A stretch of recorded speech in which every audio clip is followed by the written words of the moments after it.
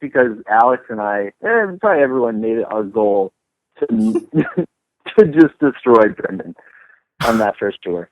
Just ruin him. I remember specifically Ryan, poor Ryan. There was a girl that was after him, and Alex and all of us, we were just like, go for it, Ryan. Go do it, man. Go for it, man. Just like they ended up making out around like behind the trailer or something small. They come out all red-faced. Flash forward 6 months later, they're in arena. This is selling out. Yeah. I remember like our goal was to try to get Brendan to lose his voice every night, so the next night they would suck. So it would be like, and the rest of the Panic guys would get so mad. It would be like, Brendan, come out and sing broadcast quality with us. Do the streaming part. You can do it, man. You're really good. You can do it. So he'd come out and he would do it, and then the next night he would have like no voice to play their to play their set. That Take Cover tour. That Take Cover tour was just so crazy, considering the trajectories of I think every band on it, starting with Acceptance and Cartel. That's my favorite story. Go ahead. No, go for it. No, it's the lineup says it all. It was Acceptance was a headliner. We were direct support. Cartel, and then Augustana, and then Panic at the Disco did half the tour, and Paramore did half the tour. Flip that right around to the most successful bands. I don't know if Acceptance and Us, I don't really care who is more popular, but like it definitely goes Panic, Augustana, Cartel, Us, and then I love that. I love the way that turned out. We got to get a revival 10 years later. Let's just do it. Every single band, let's make it happen.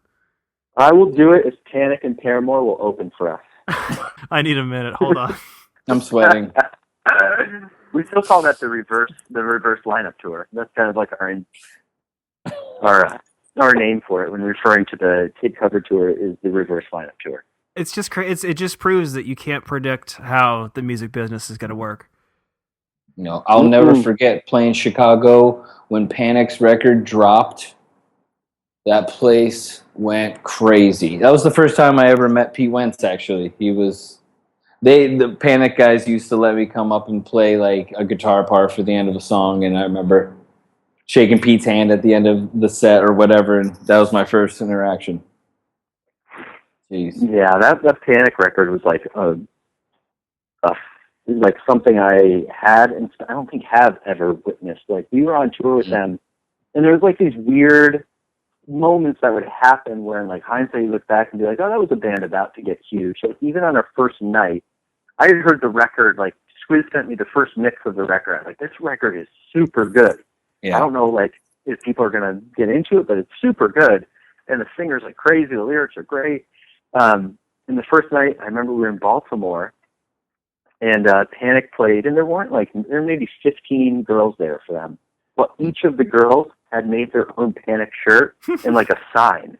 Yeah. A sign. Like that is a thing you do.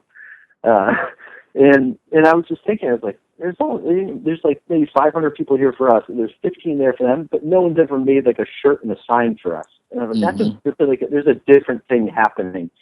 And then slowly throughout the tour, it was just like more and more shirts and signs, and less weird guys with beards. And you knew, like, by the time we got to Chicago, it was like sold out in advance, 800 people, and like they went on, and it was just, you know, teenage girls everywhere, which was not our demo. I knew there was kind of like some sort of undercurrent had taken over. I just specifically remember them selling CDs at the end of the show. They could not keep up. Like it seemed like the closest experience that I will ever get to like Beatlemania. These kids were screaming, grabbing, like pushing each other for the last two CDs that they had. So it was a trip, man. That's wild. Well, they went from opening for that tour, which they had booked, you know, months and months in advance, and it was like a pretty long, it was an extensive tour. I think it was like 30 or 45 days. So, you know, on the first date, they were still relatively unknown, but it happened so fast. Yeah. And by the last date of the tour, they, by anyone's account, should have been headlining the shows, but they were billed as the opener, and you know, that's the spot they were in.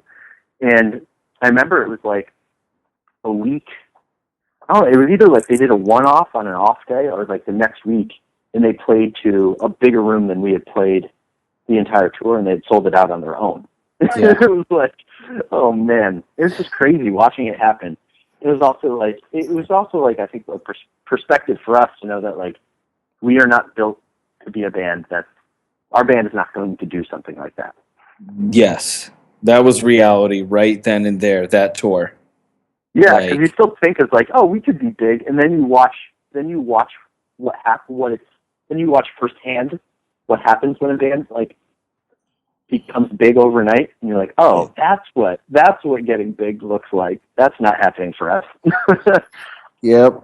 You needed more vests. That was, I think, the key. We tried.